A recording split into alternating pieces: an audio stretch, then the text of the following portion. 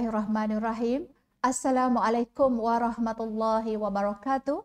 Salam sejahtera, salam Malaysia Madani. Selamat bertemu kembali anak-anak dalam kelas Semara Inspirasi bagi subjek perniagaan tingkatan 5 dan ini adalah siri ketiga bersama cikgu. Program Semara Inspirasi dibawakan oleh MPSM dan Jabatan Pendidikan Negeri Kedah. Kami bimbing sampai anda semua masuk Dewan Periksa. Baik anak-anak, cikgu akan teruskan dengan tajuk di bahagian tingkatan 5 hari ini. Tajuk 4.1, persediaan menjadi usahawan, ringkasan dia PMU. 4.2, persediaan memulakan perniagaan, ringkasan PMP, bab 5 dan 6 tingkatan 5. Kedua-dua topik besar ini cikgu rangkumkan bersama kerana kita tak banyak masa dan sesi penggambaran ini disatukan dalam satu tajuk.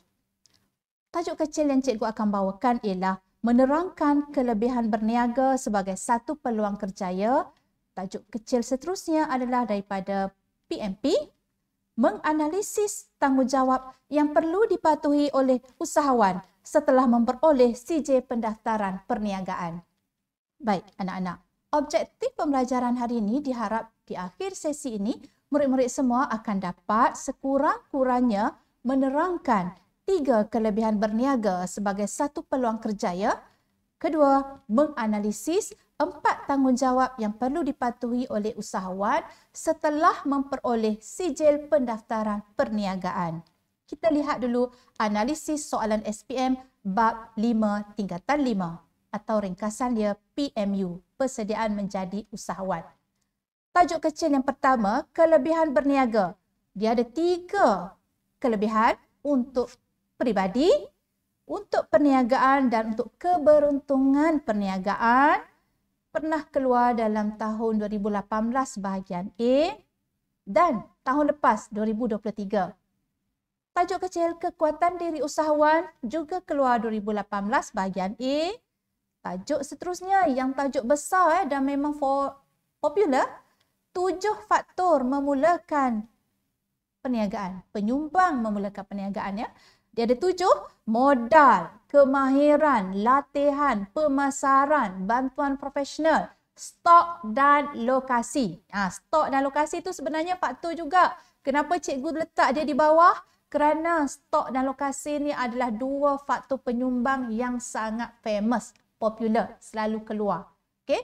Jadi 7 faktor ni cikgu nak kamu cernakan supaya kalau dia naik tahun ni, kamu akan untung boleh jawab dengan lancar.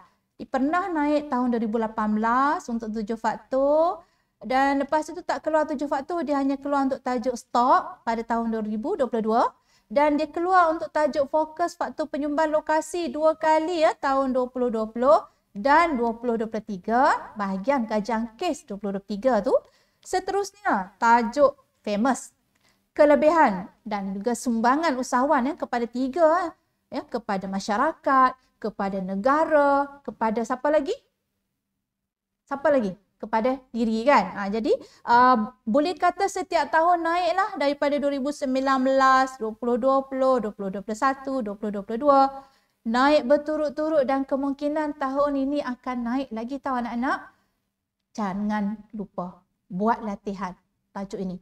Seterusnya, ciri-ciri usahawan. Ya, yang sangat mudah anak-anak hafal ciri-ciri usahawan ni, nilai-nilai murni untuk jadi seorang usahawan. Pernah naik tahun 2019, 2022 dan terbaru 2023. Jadi, nampak taburan ini menunjukkan bahawa topik bab 5 tingkatan 5 PMU ni boleh naik di bahagian A, B dan C. Peluang untuk kamu dapat markah sekiranya buat ulang kaji mencukupi dan bersedia ya untuk menghadapi peperiksaan SPM. Kita lihat taburan markah mengikut tahun. Tahun 2018 12 markah daripada bab ini. Tahun 2019 5 markah saja. Macam ada rehat je 1 tahun kan, dia rehatkan diri. Tahun 2020 11 markah. Tahun 2021 3 markah, dia rehat lagi. Dia slow tahun 2021. Tahun 2022 16 markah daripada topik ini dan tahun lepas banyak markah juga 15 markah. Jadi inilah yang cikgu bawakan kepada kamu bahawa perlunya kamu buat ulang kaji dan buat latihan kertas 2 bab 5 tingkatan 5. Sekarang kita lihat pula analisis soalan SPM bab 6 tingkatan 5 PMP. Persediaan memulakan perniagaan. Okey. Pertama sekali campuran pemasaran. 4Ps, mix marketing. Pelajar suka kan tajuk ini? Tahun 2018 naik, 2019 naik, 2021, 2022, 2023. Taburan ini berada pada semua bahagian. A, C, B pada tahun 2023. Topik ini tak boleh spot, memang akan berulang setiap tahun. Ya? Dan pelajar pun mudah menguasai tajuk ini kan? Buatlah latihan. Ya? Yang kedua, tajuk walaupun pelajar kata tak suka akta ni, tak sukalah cikgu mengenai akta-akta perniagaan, tapi dia juga popular. Akta pendaftaran perniagaan tahun 2018 ada di bahagian A, 2019, 2021 ada. Nah, mungkin naik tahun ini kan? Tanggungjawab usahawan setelah memperoleh sijil pendaftaran perniagaan lesen D. Apa kena buat? Ini adalah soalan yang kita target tahun ini. Tapi kalau tak target pun buat saja ulang kaji ya anak-anak. Naik 2 kali 2020 dan 2021. Nampak trend itu? Seterusnya dokumen perniagaan yang perlu disimpan 3 kali dah naik dan dia naik di bahagian A. Nasib baik naik di bahagian A. Cuba kalau dia naik di bahagian B dengan C. Menyalalah kamu semua kan? Cikgu gurau je. Okey, seterusnya tajuk prosedur pendaftaran perniagaan milikan tunggal MT dan juga perkongsian. Boleh jadi milikan tunggal tahun ni, boleh jadi perkongsian. Kita tak tahu, tapi cikgu dah kuningkan di situ. Pernah naik tahun 2020 prosedur ni, ya. Dan prosedur pendaftaran perniagaan perbadanan syarikat pernah naik 2022. Masa tu tak ramai calon jawab. Calon semua ketakutan bila sebut pasal syarikat. Ya. Jadi, oleh kerana dia pernah naik 2022, adakah kemungkinan dia nak naik lagi tahun ini? Boleh jadi naik. Dan tajuk soalan kebat yang berada di tempat ketujuh. Macam carta pula kan. Kaedah promosi pengiklanan. Kenapa cikgu letak dia berada pada nombor 7 sedangkan hampir sama tajuk dia dengan nombor 1? Kerana tajuk ini biasanya soalan yang minta kamu jawab dengan lebih terperinci. Bukan setakat menyatakan ciri produk, harga, promosi, agihan. Tetapi bila kamu cerita pasal kaedah promosi itu, dia pergi kepada semua kaedah promosi. Terutamanya pengiklanan. Jadi sebab itu, dia naik macam soalan wajib untuk kajian kes. Nak selesaikan masalah dalam syarikat, apa lagi nak perlu buat, nak tingkatkan jualan, nak bagi boleh bersaing, nak luaskan pasaran, nak tarik pelanggan baru. Semua ni deep dive di bahagian tajuk kaedah promosi. Ya. Nampak? Naik di bahagian C. Baik, anak-anak. Kelompok soalan-soalan yang cikgu sebutkan tadi, tahun 2018 menyumbang markah terbesar sekali. 25 markah daripada soalan SPM kertas 2 dari topik PMP. Besar sangat. Ya. 2019, 13 markah. 2020, 15 markah. 2021, 16 markah. 2022, 14 markah. Dan tahun lepas, 15 markah. Kamu boleh buat rumusan tak? Apa dia rumusan yang anak-anak dapat? PMP lebih popular daripada PMU dalam kertas 2. Kerana banyak soalan kebat boleh dihasilkan dari topik-topik bab 6 ini berbanding bab 5. Jadi, tumpuan kamu adalah pastikan buat persediaan rapi, ambil soalan SPM yang lepas, soalan trial negeri-negeri, buat banyak latihan dan perbaiki cara menjawab supaya kamu tidak melakukan kesalahan yang sama berulang kali. Ini adalah medan pertempuran kamu yang terakhir sekali. Jadi janganlah rugikan diri anda sendiri. Buat persediaan rapi ya anak-anak. Okey, kita pergi kepada fokus soalan-soalan yang cikgu rasa perlu buat ulang kaji ya. Untuk siri yang ketiga ni cikgu tak bagi banyak latihan tetapi lebih kepada ulang kaji ya. Okey. Topik bab 5 tingkatan 5, persediaan menjadi usahawan atau kita ringkaskan PMU. Kelebihan berniaga sebagai satu peluang kerjaya. Anak murid kena boleh menjawab soalan ni. Main macam mana di bahagian A ke, B ke, C ke, mesti boleh jawab. Yang kedua, kelebihan menjadi usahawan kepada negara masyarakat. Ya? Dan kita katakan juga untuk diri sendiri pun ada juga kan. So, negara, apa dia sumbangan dia? Kepada masyarakat, apa sumbangan dia? Ini juga topik fokus tahun ni. Yang ketiga yang cikgu duk sebut dari awal tadi, 7 faktor penyumbang ya. Dia ada 7 faktor penyumbang untuk memulakan perniagaan. Yang cikgu potong ni kerana tahun lepas dia dah naik besar markah kan kat kajian kes. Tapi tak ada masalah, belajar saja, buat je latihan. Keperluan dia mesti kena ada modal, kena ada latihan yang mencukupi, kena ada kemahiran, kena boleh bezakan stok yang perlu ada dalam company, syarikat. Sama ada stok gerak pantas, stok gerak perlahan. Ini kena boleh beza ya jenis stok. Dan kaedah pemasaran. Ini tak boleh lari daripada 4Ps. Okay? Pastikan anak-anak buat ulang kaji tajuk-tajuk yang cikgu berikan ini. Seterusnya, sumbangan usahawan negara dan masyarakat. Ya.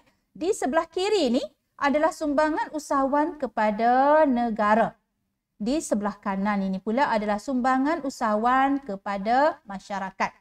Pertama, kita buat ulang kaji sikit ya. Sumbangan usahawan kepada negara ialah meningkatkan pendapatan negara. Bagaimana cara meningkatkan pendapatan negara? Kamu hurai.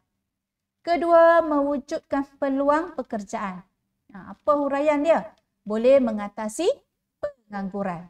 Pengangguran dapat dikurangkan bila usahawan ada perniagaan yang diwujudkan, dia hasilkan produk. Pekerja akan mengambil tenaga manusia yang terdiri daripada warga negara Malaysia. Pekerja yang tidak ada pengalaman tak apa, masuk kerja. Ini boleh membantu negara mengurangkan pengangguran. Itu huraian untuk mewujudkan peluang pekerjaan. Menarik pelaburan asing. Pendapatan negara yang tu kita kata kaitkan dengan pendapatan negara. Tetapi menarik pelaburan asing pula menjelaskan mengenai apabila adanya industri, maka akan adalah negara luar yang akan melabur. Ya. Tapi mestinya industri itu berdaya saing. Yang keempat, memperkenalkan produk tempatan ke luar negara. Apa contoh produk itu? Dan kaitkan dengan peranan agensi yang akan membantu ke luar negara. Semestinya matrik. Bila cikgu sebut pasal matrik, cikgu nak bagi kerja sekolah kat kamu. Cari peranan matrik. Apa peranan matrik? Ya. Bila cikgu suruh cari tu, kamu cari dan senaraikan. Okey, seterusnya sumbangan usahawan kepada masyarakat. Pertama, memenuhi keperluan dan kehendak masyarakat dengan menyediakan produk dan perkhidmatan. Ya. Yang ni kita dah tahu bila tengok saja seorang usahawan dia buat produk makanan. Dah kurang-kurangnya kita boleh beli produk tempatan, tak perlu beli produk dari luar negara.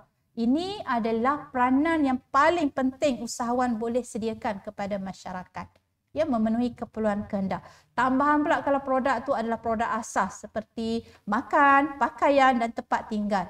Lagi berfungsi peranan usahawan tersebut. Ya, kerana dia memenuhi keperluan. Manakala kehendak ni pula contohnya dia buka satu pusat percutian, homestay. Jadi kita masyarakat nak pergi bercuti tak payah pergi ke luar negara. Just cuti-cuti Malaysia. Itu dah pun memenuhi kehendak. Ya. Okay, yang kedua mewujudkan peluang pekerjaan. Cikgu dah sebut tadi peranan kepada masyarakat. Yang ketiga menyediakan pelbagai jenis barang. Pelbagai ini yang membezakan dengan yang pertama. Bila sebut pelbagai maknanya banyak pilihan. Ya. Pengeluar beras. Pelbagai jenama beras. Pilihan kepada pengguna. Nak pakai beras cak ayam ke, cak kambing ke, cak apa lagi? Ni cikgu reka sebab cikgu tak boleh jual produk di dalam siaran ini. So itu menunjukkan pelbagai jenis barang. Perkhidmatan, nak pergi bercuti dekat mana? Nak pergi naik ataupun nak dapatkan pelbagai lagi lah contoh perkhidmatan. Gunting rambut ke, ada banyak premis syarikat penyediaan perkhidmatan. Itu yang kita nakkan, perkataan pelbagai ni wajib ada. Bila kamu sebut menyediakan pelbagai jenis barang perkhidmatan, yang kita nak tengok adalah pelbagai ni. Ya, bukan setakat satu barang. Kalau satu barang dia memenuhi keperluan dan kehendak. Dan yang keempat, mengurangkan masalah jenayah. Apabila masyarakat dah ada pekerjaan, mereka ada pendapatan, sekaligus meningkatkan taraf hidup kan. Dan pada masa yang sama tak ada lah orang mencuri. Tapi pada masa sekarang ni kita dapati masih ada masyarakat yang tak mau kerja, lebih suka buat kejadian ataupun mencuri, masuk rumah orang dan sebagainya dengan cara mudah untuk dapat wang. Sedangkan peluang pekerjaan cukup banyak. Jadi ini sebagai satu pengajaran iktibar kepada kita, jadilah sebagai usahawan, kita boleh sediakan banyak peluang pekerjaan dan ia akan mengurangkan masalah jenayah apabila semua orang ada pekerjaan dan ada pendapatan. Okey? Okey anak-anak semua, kita pergi kepada nota bab 6, tingkatan 5, PMP. Topik ini yang anak-anak kata, cikgu malas dah nak jawab akta ni. Tak apa anak-anak. Kemungkinan dia punya soalan tu soalan yang berulang. Soalan past year. Jadi soalan ulangan daripada tahun 2018, 19, 20, 21, 22, 23 kemungkinan akan naik balik. Jadi bolehlah buat ulangan, kaji balik soalan-soalan daripada topik yang sama. Akta Pendaftaran Perniagaan 1956 terpakai bagi penubuhan milikan tunggal dan perkongsian. Ya, terpakai kepada dua bentuk pendaftaran, milikan tunggal dan perkongsian. Yang kedua, seperti yang cikgu sebut tadi, kena buat ulang kaji untuk prosedur pemerbadanan syarikat, pendaftaran syarikat ya. Di bawah Akta Syarikat, sekarang ni kita pakai yang 2016 kan. Yang ketiga, tanggungjawab yang perlu dipatuhi usahawan setelah mendaftar perniagaan. Yang ni sangat penting ni. Yang keempat, mengenai 4P, strategi campuran pemasaran, walaupun dah naik, kemungkinan untuk naik lagi tu sangat tinggi. Kaedah promosi, sama ada mungkin potongan harga, cabutan bertuah, apa kelebihan kalau pengeluar melaksanakan kaedah promosi ini. Ya, cubalah anak-anak semua cari soalan-soalan yang berciri kebat, jangan hanya jawab soalan aras mudah sahaja. Okey. Nota prosedur pemerbadanan syarikat. Kena ikut urutan ya anak-anak, sebab langkah demi langkah ini memberikan kamu peluang untuk dapat full mark. Andai kata tak ikut urutan ini, risau nanti hilang markah. Ya, memang akan hilang markah kalau tak ikut urutan, main lompat-lompat saja. Yang tak boleh, dia kena ikut rules ni. Pertama, apabila kita nak buat prosedur pemerbadanan syarikat, kemukakan dulu cadangan nama syarikat kepada SSM. Ya, untuk buat carian nama, 2 markah dah. Pastikan nama yang kita nak cadang ini tidak pernah lagi digunakan. Tiada nama syarikat yang sama ditubuhkan. Buat permohonan pemerbadanan syarikat, guna borang permohonan pendaftaran syarikat di bawah Akta Syarikat 2016. Akta tu kena jelas, Akta Syarikat. Jangan nanti anak-anak lupa tahun, anak-anak reka. Akta Syarikat 2000 apa ya? 2004 ke? Tak dapat markah. Kalau tak tahu tahun bila, tak ingat tahun bila, just tulis Akta Syarikat. Jangan pandai-pandai nak mereka. Ya, kalau kamu ingat betul, tahun dia adalah 2016. Ya. Dah tak terpakai dah ya Akta Syarikat 1965, sebab ini kita nak buat permohonan pendaftaran syarikat. Menghantar borang yang lengkap ke SSM, 1 markah. Dalam borang tersebut dinyatakan nama syarikat, status syarikat, jenis perniagaan yang dijalankan, maklumat dan alamat pemegang saham, ya, pemegang shareholder, notis pemerbadanan syarikat dikeluarkan oleh SSM apabila dokumen telah lengkap. Ini seterusnya dah, langkah ni dan berikut-berikutnya dah. SSM akan keluarkan notis ini setelah kita hantar dokumen yang lengkap. Lepas itu kena buat apa? Kena buat pelantikan setiausaha syarikat dalam tempoh 30 hari. Anak-anak, kalau rasa susah nak hafal, anak-anak buatlah cara, buat peta minda ke, buat lagu ke, buat apa, lukisan ke, yang membolehkan anak-anak ingat at least 5 langkah.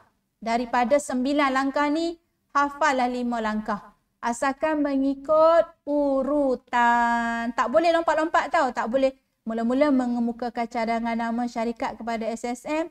Lepas tu pergi kepada notis pemerbadanan syarikat dikeluarkan. Lepas tu mai balik kepada memastikan tiada nama syarikat yang sama ditubuhkan. Tak boleh. Di situ kamu hanya dapat 2 markah saja daripada 3 huraian. Sebab tak ikut urutan. Okey. Anak, kita pergi pula kepada tanggungjawab usahawan. Apa yang usahawan nak kena buat setelah dapat lesen D? Pertama, mempamerkan sijil lesen perniagaan di hadapan premis. Ada huraian kan yang senang dilihat. Tempat letak tu mestilah senang dilihat. Untuk memudahkan PBT, pihak berkuasa tempatan ataupun pihak berkewajipan melakukan pemantauan. Yang kedua, menyediakan papan tanda perniagaan. Ini PBT akan ambil tindakan kalau tak ikut prosedur, ukuran, saiz dan sebagainya. Yang ketiga, menyediakan dokumen perniagaan seperti resit. Paling mudah ingat resit kan. So, pada dokumen perniagaan ni akan tertera nama syarikat. Tak boleh dokumen itu beli dekat kedai asing je, just issue resit bila orang bayar. Tak boleh, kena ada satu resit formal yang menyatakan nama syarikat kamu dengan nombor pendaftaran pada resit tersebut. Ya. Yang keempat, dalam tempoh 30 hari, lakukan perkara-perkara berikut. Setelah, dalam tempoh 30 hari, perkara berikut boleh dilakukan. Bukan kata semua. Biasanya, yang akan berlaku ialah memperbaharui sijil perniagaan. Ini setelah berniaga dah habis tempoh 1 tahun, nak habis tempoh masa itu, sijil dah nak tamat tempoh ni. Kena lakukan pembaharuan sijil perniagaan dalam masa 30 hari. Itu maksud cikgu. Bukan kata berniaga sebulan dah kena buat perkara-perkara ni. Tidak ya. Cikgu ulang sekali lagi. Dah berniaga, dah guna lesen itu. Tiba-tiba dah nak tamat tempoh. Maka kita kena renew lah lesen sijil ni. Dalam tempoh 30 hari. Samalah seperti lesen memandu kan. Kita nak kena renew. Okey, seterusnya kalau dalam masa kita nak ubah maklumat perniagaan pun sama, dalam tempoh 30 hari boleh dilakukan. Ataupun nak tutup perniagaan dan nak tamatkan perniagaan mesti dilakukan dalam tempoh 30 hari dalam persediaan menamatkan perniagaan. Kenalah maklumkan untuk menamatkan perniagaan. Jadi at least kamu boleh ingat salah satulah cikgu cadangkan. Kamu ingat yang memperbaharui sijil perniagaan lah. Sebab ini yang biasa dilakukan. Bila usahawan dan nak tamat tempoh lesen, dia lupa nak perbaharui, akhirnya kena saman. Okey, kita pergi kepada contoh soalan. Cikgu masih lagi menggunakan soalan trial Selangor. Soalan nombor 6B, bahagian A lah ya. Terangkan kelebihan berniaga sebagai satu peluang kerjaya kepada seorang usahawan. Kelebihan berniaga. Fakta kena ada, huraian kena berkait dengan fakta tersebut. Fakta dan huraian. Pertama, kelebihan berniaga sebagai satu peluang kerjaya kepada seorang usahawan. Itu tajuk soalan, tajuk jawapan kamu ya. Untuk mencapai matlamat peribadi. Fakta, matlamat peribadi. Seseorang usahawan itu dia nak berniaga sebab memang dia minat ataupun dia punya ciri-ciri fizik. Bukan fizikal lah. Ciri-ciri personality dia. Dia memang suka berniaga. Sejak kecil lagi dia suka berniaga. Dia masuk sekolah pun dia dah cuba berniaga lah. Jual kat kawan-kawan di sekolah. Itu dipanggil sebagai ciri personality. Kalau kata dia melakukan perniagaan kerana nak menyara kehidupan, maka jawapan dia kerana menyara kehidupan. Ya? Ataupun dikerjaya untuk mencari rezeki. Kerana ada ciri-ciri usahawan pada diri dia. Itu adalah huraian juga untuk matlamat peribadi. Ada tak di kalangan kamu? Atau kawan-kawan kamu yang memang hari-hari kerja dia nak berniaga je. Ada je peluang dia nak jual. Itu adalah dipanggil matlamat peribadi. Yang kedua, objektif perniagaan. Dia ada objektif dalam hidup dia. Dia nak buka perniagaan. Dia kata, objektifku ni nak buka perniagaan sebab aku nak sediakan peluang pekerjaan kepada masyarakat. Nak bantu negara kurangkan pengangguran. Itu dipanggil objektif perniagaan. Banyak huraian ya. Boleh ambil balik di bahagian tajuk sumbangan usahawan untuk memberi huraian bagi objektif perniagaan. Yang ketiga, keberuntungan perniagaan. Dah berniaga, dah ada untung. Apa tujuan keberuntungan itu? Untung itu nak guna untuk apa?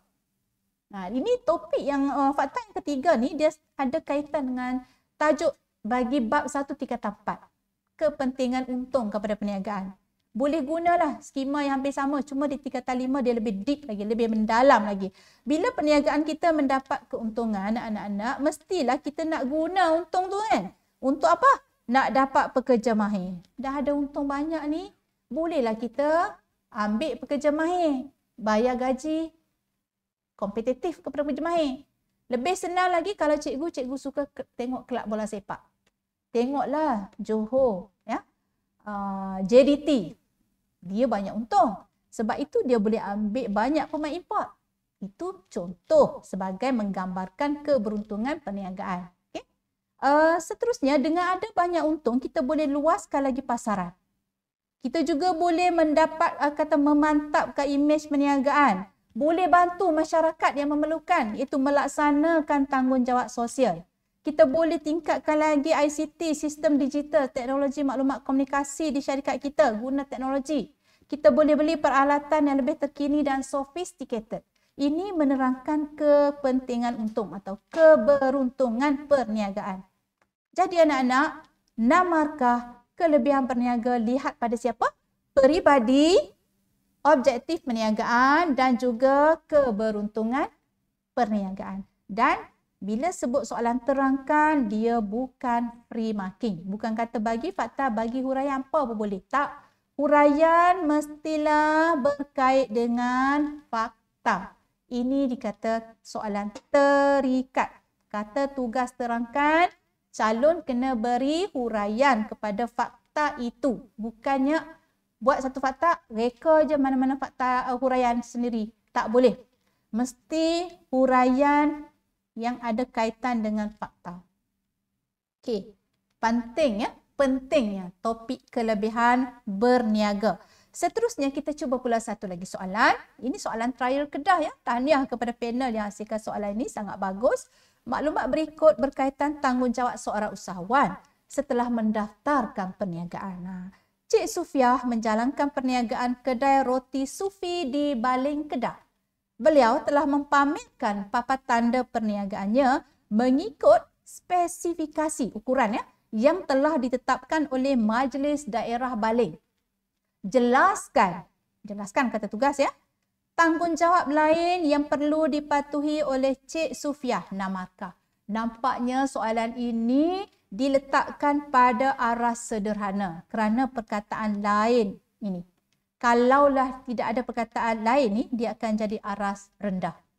Ya, kamu belajar bila baca kehendak soalan ini, bermakna kamu tak boleh ambil dah yang pamerkan papan tanda ni dah tak boleh guna dalam huraian. Tak boleh. Sebab dia nak tanggungjawab lain. Kan tadi kita dah tengok senarai tanggungjawab yang perlu dilakukan setelah memperoleh lesen. Banyak. Ini baru satu je yang disebut. Kita boleh sebutkan, senaraikan lagi banyak tanggungjawab usahawan setelah dapat lesen.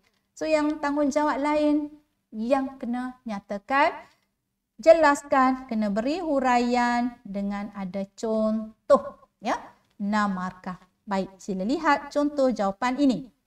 Tanggungjawab lain yang perlu dipatuhi oleh Cik Sufiah. Pastikan jawapan kamu jangan sebut lagi mengenai apa yang tak boleh sebut anak-anak. Yang tak boleh sebut adalah pamer papan tanda kan. Apa yang boleh? Pamerkan sijil perakuan pendaftaran perniagaan. Bukan pamer papan tanda. Pamer sijil, pamer lesen perniagaan. Ini lesen. Tadi papan tanda. Yang kedua, lesen itu dipamerkan di tempat yang boleh dilihat dengan jelas. Contohnya, hadapan kedai. Dekat kaunter bayaran, biasanya lesen diletak kan. Contohnya dekat kaunter bayaran kedai roti Sufi Baling, Kedah. Tambahkan perkataan. Contohnya dekat kaunter bayaran ke apa kat sini. Ataupun contohnya dekat kedai roti. Itulah, jangan pula pamerkan lesen ni dekat rumah. Contoh. Yang ketiga, dalam pendaftaran tersebut, nombor yang kita dah dapat tadi, nama nombor pendaftaran mesti tertera pada dokumen rasmi perniagaan. Macam cikgu sebut tadi, resit bila kita nak keluarkan resit kepada pihak yang berkepentingan, contohnya pembekal, pelanggan, kita kena sediakan resit yang ada nombor pendaftaran perniagaan dan maklumat nama perniagaan kita. Bukan beli resit kat kedai asing ya, tak boleh dah. Dah ada pendaftaran ni kena ada resit rasmi. Contoh yang tertera pada resit, dokumen, invoice, nota, dokumen yang sesuai. Sebutlah salah satu dokumen. Biasanya resit lah yang paling mudah. Seterusnya, kita sebagai usahawan melaksanakan tanggungjawab memperbaharui CJ Perakuan Pendaftaran Perniagaan sebelum tamat tempoh 30 hari. Ya, renew lesen tu. Kalau ada maklumat yang berlaku perubahan, kita kena buat pendaftaran perubahan maklumat perniagaan pun sama dalam masa 30 hari. Ingat 30 hari ni semualah. Perbarui, mendaftar perubahan. Contoh perubahan, contohnya alamat berubah, maklumat pemilik berubah, rakan kongsi pun berubah. Rakan kongsi didaftarkan ya. Okey, seterusnya menamatkan pendaftaran perniagaan pun kena buat dalam masa 30 hari ya. Okey, tadi cikgu sebut pasal rakan kongsi berubah, betul kan? Rakan kongsi yang didaftarkan. Rakan kongsi yang didaftarkan kena laporkan juga di dalam perubahan maklumat perniagaan. Okey anak-anak, dia ada 8 huraian di sini. Dan dalam 8 huraian yang kita tulis di sini tak ada satu pun cerita pasal pamer papan tanda. Kerana pamer papan tanda dah pun disebut di dalam soalan dan soalan ini telah kata tanggungjawab lain. Okey? Jadi anak-anak semua, cikgu harap kamu semua akan membuat lebih banyak lagi latihan daripada bab 5 dan bab 6 tingkatan 5 ini. Cikgu dapati dalam soalan trial SPM tahun ini, kebanyakan topik bab 5 dan 6 ini terletak pada bahagian A, B dan ada juga di kajian kes. Ambil masa kepada anak-anak semua untuk buat ulang kaji, baca, teliti dan kalau boleh kamu catatkan soalan-soalan trial mana yang ada topik yang sama naik. Kemungkinan itu satu juga petua untuk kamu membuat prediction untuk fokus SPM 2024. Okey, sebelum cikgu berakhir, cikgu ingin pesankan kepada kamu semua, jangan abaikan bab 5 dan 6 tingkatan 5 ini. Kita dah tengok tadi banyak soalan di kertas 2 yang boleh naik, terutamanya bab 6. Buatlah latih tubi secara intensif bagi topik yang masih lemah. Jangan ambil topik yang kamu dah boleh jawab, duk buat soalan sama. Jangan. Buat latih tubi intensif bagi topik yang kamu masih belum skor. Ya? Supaya kamu ada persiapan rapi. Kita nak masuk berperang di Dewan Periksa kena persiapan rapi. Banyak soalan yang sama setiap tahun berulang. Jadi, kamu boleh tengok soalan pasia. Dan banyak juga soalan yang naik daripada bab 5 dan 6 tingkatan 5 ni adalah soalan kebat. Hafal kata kunci akan membantu kamu semua untuk menjawab kertas 2 dengan cemerlang. Cikgu doakan kamu akan capai target yang disasarkan ya, supaya mendapat A dalam SPM Perniagaan. Sebelum cikgu berakhir, sekali lagi cikgu ingin memberi pesanan, baca soalan kertas 2 berhati-hati. 3 perkara yang penting di dalam soalan kertas 2. Kata tugas, ya. Kata tugas tu biasanya ada orang panggil kepala soalan lah kan. Kata tugas lah, kata tugas. Baca betul-betul sama ada dia terangkan ke, jelaskan ke, bagaimanakah, ya, apa lagi? Setujukah, wajarkah? Semua kata tugas ini kamu kena baca supaya kamu jawab dengan lebih spesifik. Yang kedua, kehendak soalan. Baca dengan berhati-hati. Kehendak soalan adalah apa yang perlu dijawab. Contohnya soalan tanya tentang tanggungjawab usahawan setelah mendapat lesen perniagaan. Yang dipijawab adalah prosedur pendaftaran perniagaan. Dah tak kena. Ya? Jadi baca soalan berhati-hati. Yang ketiga, peruntukan markah. Walaupun aspek ketiga ni kurang penting. Penting tapi pelajar kata, alah cikgu tulis je jadi dapat markah. Tapi penting sebab ada pelajar markah soalan dia 2 markah je. Bahagian A 2 markah kan contoh. Dia punya jawapan tu kan panjang berjela. Pemeriksa akan kata kesian pelajar ni. Soalan ni 2 markah je tapi dia punya jawapan sampai buat untuk 8 markah. Berhati-hati. Markah menentukan banyak mana kamu nak tulis pada ruang jawapan. Markah itu ditetapkan bagi setiap ceraian soalan. Okey, sampai sini saja bersama cikgu. InsyaAllah kita akan jumpa lagi di platform yang lain. Sekian, wabillahi taufiq wal hidayah. Wassalamualaikum warahmatullahi wabarakatuh. Terima kasih. Semoga kamu memperoleh A dalam SPM Perniagaan.